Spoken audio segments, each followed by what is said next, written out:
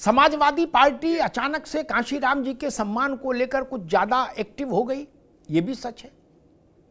कांशीराम और सपा के संबंध बहुत खराब थे, ये भी सच है। वो दौर हम सब लोगों ने पत्रकार के नाते जिया है। यह भी सच है कि काशी के राम के नाम पर जो जो योजनाएं, परियोजनाएं, भवन, जिला, नगर, जो भी मायावती की सरकार ने किया, समाजवादी पार्टी की सरकार ने उस सबको निरस्त कर दिया। अब अचानक से सपा सक्रिय हुई और कांशीराम जी के सम्मान में सपा है मैदान में टाइप का भाव आ गया। और उस भाव के बाद अब मायावती जी कह रही है कि ये सपा तो हमेशा दगा करती रही कांशीराम के साथ, अब सपा को कांशीराम की याद क्यों आई?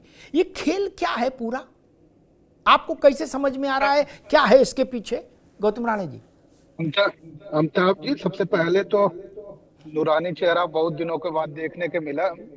अभिवादन के साथ इस खूबसूरती को बयां करते हैं।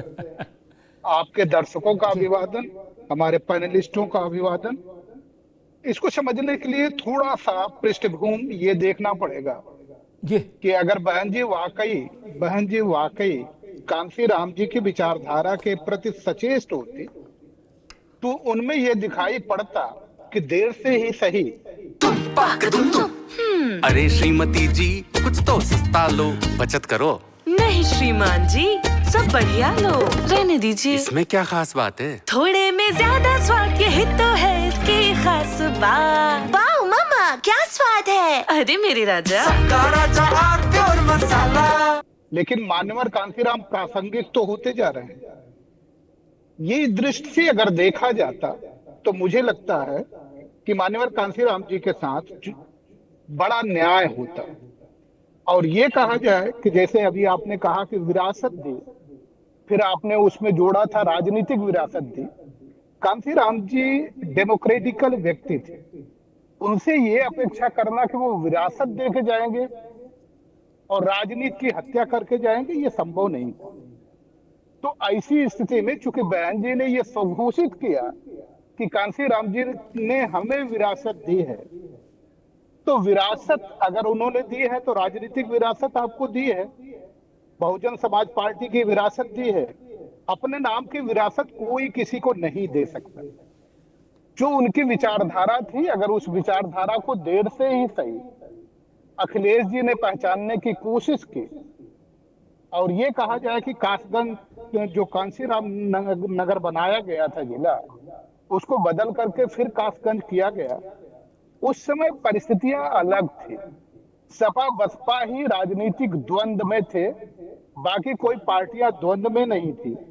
तो ऐसी स्थिति में बसपा के लिए राम मनोहर लोहिया जी को स्वीकार कर पाना और सपा के लिए मान्यवर कांशीराम जी को स्वीकार कर पाना थोड़ी टेढ़ी खीर थी। लेकिन परिस्थितियां जब बदलती हैं तो ये देखा जाता है कि कौन कौन सी ऐसी विचारधारा है जिसको लेकर के आगे बढ़ा जा सकता है। अगर अखिलेश ने ये करने की कोशिश की है, हो सकता है राजनीतिक लाभ से ही करने की कोशिश की हो, लेकिन उनके इस प्रयास की प्रशंसा की जानी चाहिए थी बहन मायावती जी के द्वारा। सिर्फ इसलिए ये कहा जाना चाहिए कि चलिए अखिलेश, आपकी देर से ही नींद खुली और आपने मान्यवर कांशीराम जी को पहचाना, उनकी विचारधारा को लेकर के आगे चल रहे हैं, तो मैं आपका धन्यवाद करती। लेकिन प्रश्न ये है कि एक व्यक्ति जो शिथिल हो जाए और शिथिल होने के बाद दूसरे से ये अपेक्षा करे कि वो सक्रिय ना हो, तो ये तो मेरे ख्याल से आप ये कह सकते हैं कि दिवालियापन का, राजनीतिक दिवालिया और राजनीतिक दिवालियापन की सोच की बात है। ठीक, गौतम भाई मैं आता हूं दोबारा आपके पास, बाकी मेहमानों को बहस में ले आऊं। दरअसल है क्या, जो बात गौतम राणे जी कह रहे हैं वो सैद्धांतिक बात है जो सिद्धांत रूप में अच्छी लगती है। राजनीति तो व्यवहारिकता का के बियाबान में भटकती हुई प्रक्रिया है। केवल व्यवहारिकता नहीं, व्यवहारिकता के बियाबान में भटकती है, जंगल में सियासत। गांधी जी का फोटो कोई लगा ले, कांग्रेस वाले सबसे पहले आ जाते, बोले इनका क्या हक है गांधी का फोटो लगाने का, गांधी जी ओरिजिनली हमारे, कॉपीराइट हमारा है। ये होता है। भाजपा वाले लोहिया जी को ज्यादा फोटो लगाने लगे तो सफाई नाराज हो जाते हैं, वो कहते हैं इनका लोहिया से क्या लेने देना। ये राजनीतिक भारत की जो राजनीति है ना गौतम जी, वो अभी इतने बड़ी हृदय की नहीं हुई। भाजपा ने मोदी जी की सरकार ने सरदार वल्लभ भाई पटेल की विश्व की सबसे ऊंची मूर्ति बनवाई। सबसे ज्यादा आलोचना कांग्रेसियों ने की और इतनी आलोचना की बोले हम जाएंगे ही नहीं कभी उस मूर्ति पर, इनने काय बनवाई। तो ये राज है, सच है भारत का, ये हमको स्वीकार करना पड़ेगा। नावेद अयाज, गौतम राणे जी कह रहे हैं कि भाई अगर मान लीजिए समाजवादी पार्टी भी काशीराम जी को श्रद्धा सुमन अर्पित करना चाहती है, उनकी विचारधारा को आगे ले जाना चाहती है, गांव गांव सम्मेलन करना चाहती है, तो बसपा को मायावती जी को चिढ़ क्यों हो रही है? इतना बुरा क्यों लग रहा है कि उनने खरी खोटी सुना दी, बिल्कुल एक लंबा फर्रा जारी करके बोले ये दगाबाज है। नवेदया जी अमिताभ जी, पहले तो ये बात बहुत बड़ी है कि मान्यवर काशीराम जी जो एक सत्य हैं, जिनकी एक विचारधारा और जिनका मार्ग जो है उत्तर प्रदेश और देश की राजनीति में एक अपना स्तंभ रखता है। मैं ये जानना चाहता हूं कि अगर मान्यवर काशीराम जी आज जिंदा होते तो क्या प्रमोशन में आरक्षण का विरोध करने वालों को पसंद करते जो समाजवादी पार्टी ने किया? अगर मान्यवर काशीराम साहब आज जिंदा होते तो जिन सरकारी योजनाओं के नाम बदलकर जिन सरकारी योजनाओं के नाम बहुजन महापुरुषों के नाम पर थे वो बदले गए, क्या मान्यवर काशीराम जी खुश होते? क्या समाजवादी पार्टी ने जो फैसला लिया था कि जो जनपद बहुजन महापुरुषों के नाम पर बनाए गए थे जिले, उन जिलों के नाम जो है वो समाजवादी पार्टी बदलने का काम करती है, तो क्या मान्यवर काशीराम साहब खुश होते? तो बहन जी का क्या है कि बगल मुंह में राम बगल में छुरा। असल में जो समाजवादी पार्टी का चरित्र है, बहन जी के इस मुहावरे ने क्लियर कर दिया है कि दलितों के खिलाफ, बहुजनों के खिलाफ अगर उत्तर प्रदेश में किसी ने बड़े फैसले लिए हैं तो वो समाजवादी पार्टी ने लिए हैं। आप ही के लखनऊ में एक अरबी उर्दू फारसी यूनिवर्सिटी हुआ करती थी, उसका नाम बदल दिया गया, अखिलेश जी मुख्यमंत्री थे। क्या मान्यवर काशीराम साहब होते तो उनके इस फैसले का स्वागत करते? तो आपने जो कदम कदम पर दलितों के राजनीतिक वर्चस्व को, उनकी पहचान को, उनके इतिहास को, उनके नाम को चोट पहुंचाई है, आरक्षण का विरोध किया है, मुझे ये बताइए कि समाजवादी पार्टी किस मुंह से आज काशीराम जी के मार्ग पर जा सकती है? हम किस तरह मान लें? खाली लाभ के लिए? तो बहुजन समाज या दलित समाज जो है अपने नेता को, अपनी विचारधारा को, अपने मिशन को समझता है और वो जानते हैं कि समाजवादी की फ्रेम में दलितों के और बहुजनों के लिए कोई हित नहीं है। ठीक है नवेद अयाज, लेकिन वो तो पीडीए ले आए भैया, वो तो पीडीए ले आए, पिछड़े दलित मुसलमान पीडीए ले आए। अब तो रीब्रांडिंग हो रही है, पुरानी बातें छोड़ो, अब रीब्रांडिंग है, साइन बोर्ड ही बदल गया, पीडीए हो गया। देखिए पीडीए जो है एक छलावा है। मैं जितनी बात आपसे कही है, जो आरक्षण का विरोध करने वाले लोग हैं वो कैसे पीडीए को पटल पर ला सकते हैं? जो जनपदों के नाम बहुजन महापुरुषों के नाम पर बर्दाश्त नहीं कर सकते, दलित महापुरुषों के नाम पर बर्दाश्त नहीं कर सकते, वो उनका पीडीए पे हम कैसे यकीन कर सकते हैं? तो जो उनका पीडीए है वो असल में बिल्कुल खोखला है। आप और मैं इस बात को जानते हैं कि समाजवादी पार्टी जो है, ठीक नवेद अयाज, अभी रुकना होगा, मैं सपा के पास चलूंगा, उन्हीं से पूछेगा। धर्मेंद्र जी, बीएसपी कह रही है कि कौन से मुंह से आप काशीराम का नाम ले रहे हैं? बताओ भैया किस मुंह से ले रहे हैं? और बहन जी कह रही मुंह में राम बगल में छुरी, बोले ये तो दगाबाज हैं। अच्छा लेकिन भाई नमस्कार अमिताभ जी, हमारे लोहिया जी, एक मिनट, लोहिया जी, जयप्रकाश बाबू, अंबेडकर जी, गांधी जी पुराने नेता हैं, उनकी बात समझ में भी आती है कि वहां कोई भी शिफ्ट कर सकता है कभी भी, उनका फोटो कोई भी कहीं लगा ले। लेकिन काशीराम जी और मुलायम सिंह जी का तो एक ही साथ का मामला है, इसलिए शायद यहां मामला ज्यादा गंभीर हो गया, क्योंकि दोनों एक दूसरे के बारे में क्या क्या उद्गार व्यक्त कर चुके थे और कैसी धय तेरे की मची थी, वो सबने देखा है हम लोगों ने। भाई गांधी जी के साथ तो संघर्ष नहीं हुआ सपा का न बसपा का, तो चल सकता है, लेकिन काशीराम जी के साथ और मुलायम सिंह का तो संघर्ष हुआ था। जब मुलायम सिंह जी ने कहा था कि हम इटावा लाए तो सांसद बनाया नहीं, कहां बन रहे थे सांसद, तो काशीराम ने कहा, गौतम राणे को भी याद होगा कि ये तो चुंगी का आदमी था म्यूनिसिपैलिटी का, मैंने मुख्यमंत्री बना दिया। ऐसी राष्ट्रीय तूतू में हुई थी दोनों के बीच में। धर्मेंद्र जी। नमस्कार अमिताभ जी, बहुत बहुत धन्यवाद हमारे पहले साथियों और आपके दर्शकों को मेरा प्रणाम। देखिए ऐसा है, मैं काशीराम जी को कोट करना चाहूंगा। उन्होंने कहा था विचार बदलना कमजोरी नहीं होती, परिस्थितियों के अनुसार रणनीति बदलना चाहिए और बदलते हैं। और विचार जब जड़ हो जाए तो उसका इम्प्लीमेंटेशन नहीं हो पाता है, आंदोलन नहीं चल पाता है। अब मैं आता हूँ दूसरी बात भी, नीतीश राणे साहब ने, गौतम राणे साहब ने बड़ा डिटेल में बताया कि क्या परिस्थितियां थी कैसे।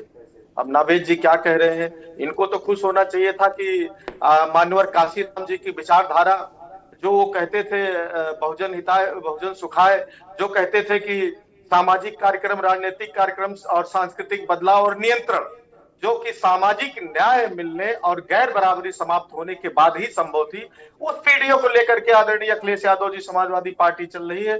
उसमें जो आदरणीय मानवर काशीराम जी कहते थे एससी, एसटी, ओबीसी और अल्पसंख्यक, वो आदरणीय अखिलेश यादव जी कहते हैं पिछड़े, दलित, अल्पसंख्यक को लेकर के जब तक उनके एम्पावरमेंट, सामाजिक न्याय की बात करते हैं, तो बहन जी को तो खुश होना चाहिए था। लेकिन महत्वपूर्ण बात यह है कि बहन जी कहीं और से डील हो रही है। इसको हम लोग पहले डिबेट किए थे, मैं उस पर अभी नहीं आऊंगा। देखिए समय के साथ विचारधारा क्या होता है। नावेद जी क्या, इनके यहाँ जब DS4 बनी और जब इनकी राजनीतिक विचारधारा जन जागृति का काम किया, तो समय के साथ क्या है बदलता गया। स्वामी और अछूतानंद 1920 के दशक में चीजें अलग थी। बाबा साहब भीमराव अंबेडकर जी का जब आंदोलन शुरू हुआ, तो उसमें जो प्राथमिकताएं थी अमिताभ जी, वो अस्पृश्यता थी, एजुकेशन थी और संवैधानिक अधिकार की बात करते थे। जब हम आगे बढ़ते हैं, मान्यवर काशीराम जी का टाइम आया, तो उस समय चीजें बदल गई।